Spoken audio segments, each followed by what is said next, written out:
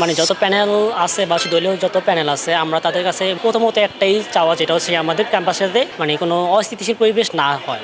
বিগত সব মানে বাইরে যে যত প্যানেল আসছিল বা হচ্ছে যত দলীয় যেই রাজনৈতিক দলগুলো আছে তারা হচ্ছে নিজের এজেন্ডা বাস্তবায়নেরই চেষ্টা করতো। আমাদের সাধারণ শিক্ষার্থীদের যে মৌলিক চাহিদা, সাধারণত একাডেমিক পরিবেশটা মানে শান্ত থাকবে, প্লাস হচ্ছে মানে আমাদের নিরাপত্তাটা মেন আমরা চাই। তারা হচ্ছে যারাই আসুক তারা হচ্ছে আমাদের নিরাপত্তাটা নিশ্চিত করবে, প্লাস হচ্ছে একাডেমিক পরিবেশে যাতে ভালো থাকে সেটা তারা নিশ্চিত করবে, সেটাই আমরা চাই। যেমন দেখা যায় কোনো একটা বর্তমান 5ই আগস্টের পর যেটা দেখা যাচ্ছে যে মানে যত সিট দেওয়া হচ্ছে সব হচ্ছে প্রশাসনের মাধ্যমেই হয়।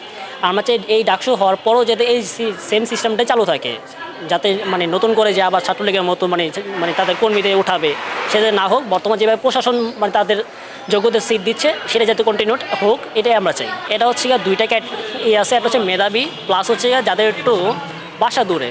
প্রথমত তারা হচ্ছে যেমন চট্টগ্রাম বা অন্যান্য জেলা আছে তাদের দেয়, এবং যাদের হচ্ছে মেধার ভিত্তি হচ্ছে যে ভর্তি পরীক্ষা যেইটা ছিল আমাদের মেরিটগুলো ছিল সেই মেরিট অনুযায়ী সেটা দিচ্ছে বর্তমান প্রশাসন। আমরা চাই এটাই যাতে কন্টিনিউ হোক।